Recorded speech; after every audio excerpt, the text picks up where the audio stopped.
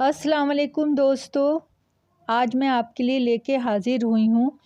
जब मसीहा शैतान का लिबादा ओढ़ लेता है तो हर तरफ तबाही का मंजर नज़र आता है।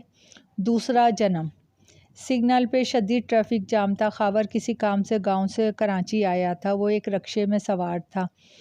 अचानक ख़ावर की नज़र रक्शे में बैठी लड़की की तरफ गई। वो इसे हैरत से देखता रह गया।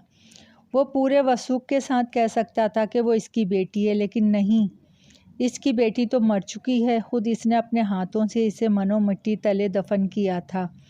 फिर वो किस तरह ज़िंदा हो सकती है? इसकी नज़र का धोखा है, ये कोई और लड़की है। ये भी हो सकता है इसकी मामूली मुशाहबत इस लड़की किस बेटी रुमाना से मिलती हो। सिग्नल खुलने पर जैसे ही इस लड़की का रक्षा उसके करीब आया, वो धक से रह गया। वो कोई और नहीं, इसकी बेटी रुमाना थी। वो रक्षा जैसे ही इससे दूर होने लगा, ख़ावर ने रक्षा ड्राइवर को इस रक्शे का पीछा करने को कहा। ड्राइवर ने चौंक कर इसकी तरफ देखा और रक्शे का पीछा करने लगा। वो अगर कोई नौजवान होता तो रक्षा ड्राइवर भी कभी इसकी तरफ हैरान ना होता। वो एक बूढ़ा आदमी किसी जवान लड़की के रक्शे का पीछा करे, इसमें हैरानी वाली बात थी। ड्राइवर ने डरते डरते पूछा, बड़े साहब, रक्शे में कौन है? मेरी बेटी है, लेकिन इसने देखा कर तुमसे बात भी नहीं की। वो मुझसे नाराज़ है। मैं इसका घर देखना चाहता हूँ ताकि इसे घर जाके मनाऊँ। बच्चे बड़े होके भी परेशान करते हैं, ड्राइवर ने कहा। बचपन से उन्हें वालिदैन से नाज नखरे उठाने की आदत पड़ जाती है, इसीलिए जवान होने पर भी चाहते हैं उनके ऐसे ही नाज और नखरे वालिदैन उठाएं। बड़े साहब, बिल्कुल दुरुस्त फरमाया, ड्राइवर ने कहा। वो बड़ी होशियारी से रक्शे का पीछा कर रहा था। ख़ावर भी नहीं चाहता था कि इस लड़की को शक हो जाए। ख़ावर सोच रहा था वो इस लड़की का पीछा क्यों कर रहा है। वो अपनी बेटी को अपने हाथों से मनो मिट्टी तले दफन कर चुका है, फिर इस लड़की को क्यों पीछा कर रहा है? नहीं, ये मेरी बेटी नहीं, मेरी बेटी ज़िंदा कैसे हो सकती है? लेकिन ये बात दावे से कही जा सकती है कि वो लड़की इसकी बेटी है। ये ज़रूर इसका दूसरा जन्म है। वो दूसरे तीसरे जन्म को नहीं मानता था। डॉक्टर ज़रीफ़ ने जब इसकी बेटी के बारे में ये बात कही थी कि इसकी बेटी का दूसरा जन्म है, वो बुरी तरह चौंका था। इसने डॉक्टर ज़रीफ़ की बात को मानने से इनकार कर दिया था, इस बात को झूठा माना था। अगर डॉक्टर की बात को दुरुस्त मान लिया जाए तो फिर इसकी बेटी का ये तीसरा जन्म होगा। रुमाना को सीने में तकलीफ़ थी। अपने गांव अयासपुर के एक सरकारी अस्पताल में से लेके गया था। गांव में सरकारी अस्पताल था जहां गरीबों का मुफ्त इलाज होता था। डॉक्टर ज़रीफ़ ने जब रुमाना को देखा, वो कुर्सी से उछल पड़ा। वो खासी देर तक गुमसुम रुमाना को देखता रहा। ख़ावर को भी हैरत हुई, आखिर ऐसी क्या बात है जो डॉक्टर ज़रीफ़ इसकी बेटी को देखकर ऐसा परेशान हो गया। इससे कबल ख़ावर डॉक्टर ज़रीफ़ से कुछ कहता, वो खुद ही बोल पड़ा। तुम्हारा वादा सच्चा था। तुमने मुझसे वादा किया था, इसे निभाया। तुमने मरते हुए मुझसे कहा था हर जन्म में मेरे साथ रहोगी। आज मेरे सामने इस तरह आकर साबित किया है कि तुमने कभी मुझसे झूठ नहीं बोला था और मरते हुए भी जो कहा इसे सच कर दिखाया। डॉक्टर साहब, ये आप कैसी बातें कर रहे हैं? ये मेरी बेटी रुमाना है। ख़ावर ने गुस्से से कहा। तुम भी ठीक कह रहे हो, ये तुम्हारी बेटी है, लेकिन ये इसका दूसरा जन्म है। मुसलमान होकर भी ये कैसी बातें कर रहे हो? मुझे भी इस बात पर यकीन नहीं था। मेरी बीवी ने मरते हुए बात कही थी कि वो हर जन्म में मेरा साथ रहेगी। मैंने यही सोचा। वो मोहब्बत में ये बात कह रही है। मैं बेख्तियार मुस्कुरा दिया। डॉक्टर ज़रीफ़ ने कहा, डॉक्टर साहब, अक्सर सूरतें एक जैसी मिल जाती हैं। इन शक्लों को गौर से देखने पे महसूस होता है कि इनमें कुछ ना कुछ फ़र्क ज़रूर होता है। ख़ावर ने कहा, हाँ होता है, लेकिन तुम्हारी बेटी मेरी बीवी की हूबहू कॉपी है। मैं ये बात 100% दुरुस्त कह रहा हूँ, डॉक्टर ज़रीफ़ ने कहा। रुमाना को डॉक्टर की बातों से घबराहट हो रही थी। डॉक्टर ज़रीफ़ कोई नौजवान भी नहीं था जो इससे मोहब्बत करने की कोई झूठी बात कर रहा हो। वो एक अधेड़ उम्र था और इस ऐसा समझदार आदमी ऐसी बातें करे तो इसकी अकल पर हैरानी होती है। वक्ती तौर पर रुमाना घबराहट का शिकार थी। इसने अपनी घबराहट पर किसी तरह काबू काबू किया हुआ था। डॉक्टर ज़रीफ़ के बारे में बाद में अस्पताल के अमले से उन्हें ये बात मालूम हुई कि वो अजीब नौइयत का इंसान है, आम डॉक्टर से बिल्कुल अलग, हर वक्त खोया खोया रहता है। इसमें शक नहीं, वो एक मेहनती इंसान था, मरीज़ों को अच्छी तरह देखभाल करता था। इसकी दवाई से मरीज़ जल्दी सेहतयाब हो जाते थे। डॉक्टर एक अच्छी ज़िंदगी गुजार रहा था। इसकी बीवी के बच्चे नहीं हुए थे, लेकिन इसने कभी दूसरी शादी के बारे में नहीं सोचा। वो अपनी बीवी से इस शिद्दत से मोहब्बत करता था, किसी और औरत के बारे में मोहब्बत करने या शादी करने के बारे में वो सोच भी नहीं सकता था।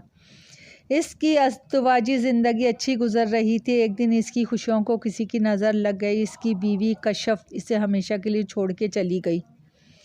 अस्पताल में अक्सर वो बैठे बैठे हंसने लगता था, कभी किसी को आवाज़ देने लगता। पूछने पर वो कहता इसकी बीवी मिलने आती है, इसे आवाज़ दे रहा था। जब इससे कहा जाता कि इसकी बीवी मर चुकी है, वो कैसे आ सकती है, इस पर इसकी आँखों में आंसू आ जाते और वो कहता मेरी बीवी ने हर जन्म मेरे साथ देने का वादा किया था। वो मुझसे झूठ नहीं बोलती थी। देखना एक दिन मेरे पास ज़रूर आएगी। हाँ तुम देखना, वो ज़रूर आएगी। रुमाना डॉक्टर ज़रीफ़ की दवाई से सेहतयाब हो गई, लेकिन दवाओं से कोई ऐसा रिएक्शन हुआ था जिससे इसकी तबीयत बिगड़ गई और एक दिन इसका इंतकाल हो गया। इसकी तदफीन के वक्त डॉक्टर ज़रीफ़ परेशान होने के बजाय खुश दिखाई दे रहे थे।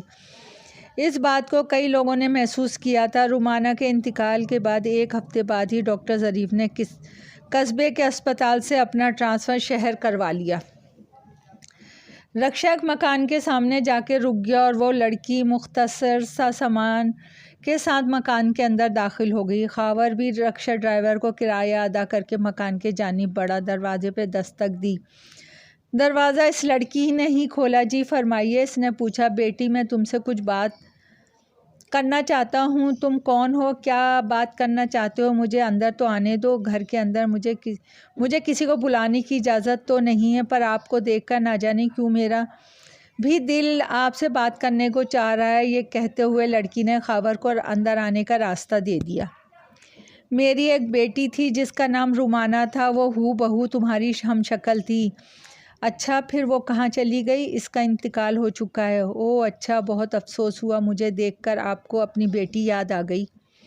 हाँ ऐसा ही हुआ है, इसीलिए मैंने तुम्हारा पीछा किया और यहाँ तक चला आया। तुम मुझे अच्छे इंसान लग रहे हो, जब ये सच बता दिया। हाँ बेटी यही बात है। तुम यहाँ किसके पास रहती हो और क्या तुम्हारी शादी हो चुकी है? नहीं, मेरी शादी हो जाएगी, चंद दिन शादी में बाकी हैं। तुम अपने वालिदैन के साथ रहती हो? मेरे वालिदैन के बारे में कुछ नहीं मालूम। वो कौन थे? ये कैसे हो सकता है? इंसान को अपने वालिदैन के बारे में कुछ ना कुछ तो इल्म होता है। खावर चौंका। मैं तवील अरसे से कोमे में थी। डॉक्टर साहब ने मेरा इलाज किया है। मैं एक हफ़्ते कबल ही कोमे से बाहर आई हूँ। होश आने पे पुरानी बातें भूल चुकी हूँ। डॉक्टर साहब ने मुझे बताया है कि मेरा नाम कशफ है और मुझे और भी अजीब और गरीब बातें बताई हैं, लेकिन मेरा जहन इन बातों को कबूल नहीं कर रहा। डॉक्टर साहब ने मेरा इलाज किया है, इसलिए उनकी बात को मानना पड़ेगा। मुझसे झूठ क्यों बोलेंगे? क्या बातें बताई हैं? वो कहते हैं मेरा ये दूसरा जन्म है। मेरा पहला जन्म में जो वालिदैन थे इनकी तस्वीरें भी दिखाई। पहले जन्म में मेरी शादी डॉक्टर साहब से हो चुकी है, फिर मेरा इंतकाल हो गया। दूसरे जन्म में मेरे जो वालिदैन हैं उनकी तस्वीरें उनके पास नहीं हैं। डॉक्टर साहब ने मुझसे वादा किया है शादी हो जाने पर वो ज़रूर किसी न किसी तरीके से मेरे वालिदैन की तस्वीरें हासिल करके मुझे दिखाएंगे, लड़की ने बताया। खावर का जहन इस लड़की की बातें सुनकर कह रहा था ज़रूर कोई गड़बड़ है। अच्छा बेटी ये बताओ डॉक्टर साहब का नाम क्या है? डॉक्टर ज़रीफ़। क्या डॉक्टर ज़रीफ़? खावर चौंका। क्या आप उनको जानते हैं? तुम इनकी तस्वीर तो दिखाओ, कुछ कह सकता हूँ जानता हूँ कि नहीं। खावर ने कहा मैं अभी तस्वीर दिखा देती हूँ। ये कहकर कशफ ने इनको डॉक्टर ज़रीफ़ की तस्वीर दिखाई। तस्वीर देख कर खावर को ज़बरदस्त धचका लगा। वो वही डॉक्टर ज़रीफ़ था जो इनके कस्बे के अस्पताल में काम करता था। इसने अपने आप को संभाला और बोला बेटी मुझसे वादा करो तुम डॉक्टर ज़रीफ़ को नहीं बताओगी मैं यहाँ आया था। वो क्यों? मैं एक अरसे से मुल्क से बाहर रहा हूँ। मेरी डॉक्टर ज़रीफ़ से इन दौरान मुलाकात नहीं हो सकी थी। मैं अचानक डॉक्टर ज़रीफ़ को घर आके सरप्राइज़ देना चाहता हूँ। उनके लिए कुछ तोहफ़े भी लाऊंगा। ठीक है, मैं नहीं बताऊंगी, कश्यप ने मुस्कुराते हुए कहा। अच्छा, मैं चलता हूँ। इस तरह कैसे? मैंने आपकी कोई खिदमत नहीं की। मैं दोबारा आऊँगा, फिर मैं कई दिन तुम्हारे पास रहूँगा, खूब जी भर के खिदमत कर लेना। ये कहते हुए खावर तेज़ी से उठा घर से बाहर आया। वो जिस काम से शहर कराची आया था वो भूल चुका था। अब वो जल्दी से जल्द कस्बा पहुंचना चाहता था। कस्बा पहुंच के इसने थाने में SHO को सारी बात कह सुनाई। सारी बात सुनकर मुझे कुछ गड़बड़ लग रही है। लड़की का बयान, वो एक अरसे से कोमे में रही है और इसे कुछ याद नहीं इसके वालिदैन कौन है, इसीलिए मैं तुम्हारे पास चला आया हूँ। मैं अभी कब्रिस्तान से गोरकन को बुलाता हूँ। ये कह के SHO ने कांस्टेबल को गोरकन को थाने में बुलाने का हुक्म दिया। थोड़ी देर गुजरने पर गोरकन पुलिस कांस्टेबल के साथ थाने में मौजूद था। सलमान, सही सब बताओ, मामला क्या है? SHO ने कहा। कौन सा मामला साहब? गोरकन सलमान के चेहरे का रंग उड़ गया था। वो कभी खावर और कभी SHO को देख रहा था। देखो, हमें सब इल्म हो चुका है, लेकिन हकीकत तुम्हारे मुंह से सुनना चाहते हैं, डॉक्टर ज़रीफ़ और रुमाना। ये कहते हुए SHO ने जुमला अधूरा छोड़ा। गोरकन हैरान और परेशान खड़ा था। इसके मुंह से कुछ अल्फाज नहीं निकल रहे थे। सीधी तरह बताते हो या फिर रिवायती तरीके से अपनाऊं? SHO ने गरजते हुए कहा। मैं बेकसूर हूँ, मैंने कुछ नहीं किया। मुझे डॉक्टर ज़रीफ़ ने कुछ रकम दे के कहा था, जब रुमाना की कब्र बनाओ तो इसमें एक सुराख छोड़ देना। मैंने जब इस बारे में पूछा तो इसने कहा तुम्हें आम खाने से गर्ज रखनी चाहिए। रात को मैं आऊँगा और इससे ज़्यादा रकम दूँगा। मैं खामोश हो गया, क्योंकि सुराख कर देने से मेरा कोई नुकसान नहीं था। रात को डॉक्टर मेरे पास आ गया। वो एक एम्बुलेंस अपने साथ लाया था। इसके साथ चंद आदमी भी थे। डॉक्टर साहब ने मुझे अच्छी खासी रकम देते हुए कहा, तुम्हें अपनी ज़बान को हमेशा खामोश रखना है, इसलिए मैंने तुम्हें इतनी रकम दी है। मेरे साथी रुमाना की लाश को अपने साथ ले जाएंगे। इस लाश का क्या करेंगे? ये रुमाना की लाश नहीं है, ये वक्ती तौर पे कोमे में चली गई है। मैं इसका इलाज करूँगा और दोबारा से ये ज़िंदा हो जाएगी। लेकिन डॉक्टर साहब, आपने तो इसकी मौत की तस्दीक की थी। मैंने की थी ना। क्यों की थी पता नहीं, मैंने कहा। रुमाना को हासिल करने को मेरे पास यही एक रास्ता था। मैंने इसे ऐसी दवा दी है, ये वक्ती तौर पे कोमे में चली गई है। मेरे इलाज से दोबारा कोमे से बाहर आ जाएगी और मैं इससे शादी कर लूँगा। मैंने कहना चाहा। क्या कहना चाहते हो? यही कि वो मुझे ऐसा नहीं करने देंगे, डॉक्टर ज़रीफ़ ने कहा। इसी वक्त एक शख्स ने आगे बढ़ के मेरे सर पे पिस्तौल लगा दी। डॉक्टर ज़रीफ़ ने अपने साथियों की मदद से रुमाना की लाश को कब्र से निकाला और कब्र को दोबारा से बंद कर दिया। एम्बुलेंस में वो रुमाना की लाश को लेके चले गए, गोरकन ने बताया। इसकी बात ने तस्दीक कर दी। डॉक्टर ज़रीफ़ के पास जो लड़की है वो दरअसल रुमाना ही है। डॉक्टर ज़रीफ़ ने रुमाना को हासिल करने के लिए जो भी किया वो नाकाबिले माफ़ी जुर्म था, इसलिए गिरफ़्तार करना ज़रूरी हो गया था। ये इत्तेफाक ही था। खावर कराची से काम से गया और डॉक्टर ज़रीफ़ का राज फाश हो गया, वरना वो अपने मकसद में ज़रूर कामयाब हो जाता। पुलिस ने जब डॉक्टर ज़रीफ़ को गिरफ़्तार किया वो हक्का बक्का रह गया। इसके वहम गुमान में भी नहीं था कि इसका राज खुल जाएगा। डॉक्टर को जेल भेज दिया गया। अदालत ने डॉक्टर ज़रीफ़ का तिब्बी मुआयना करवाने का हुक्म दिया। वो नॉर्मल इंसान नहीं लग रहा था। तिब्बी मुआयने में डॉक्टर ज़रीफ़ को पागल करार दे के पागल खाने में इलाज करवाने की तजवीज़ दी गई। इसकी रिपोर्ट में लिखा था इसे अपनी बीवी से शदीद मोहब्बत थी। इसकी जुदाई में नफ्सियाती मर्ज़ में मुब्तला हो चुका है। इसका इलाज करना बहुत ज़रूरी है। पागल खाने में भी अक्सर डॉक्टर ज़रीफ़ को पागलपन के दौरे पड़ने लगे थे। वो रुमाना के पास जाने की ज़िद करने लगता। बड़ी मुश्किल से सब पकड़ के बेहोशी का इंजेक्शन लगाया जाता। एक रात डॉक्टर ज़रीफ़ पर पागलपन का दौरा पड़ने पर इसने ख़ुद को बुरी तरह से दीवारें टकरा के मार के ज़ख्मी कर लिया। ज़्यादा खून बह जाने के सबब सुबह होने पर इसका इंतकाल हो गया। दोस्तों, कहानी पसंद आए तो लाइक और सब्सक्राइब कीजिएगा। आपकी दुआओं की तलबगार।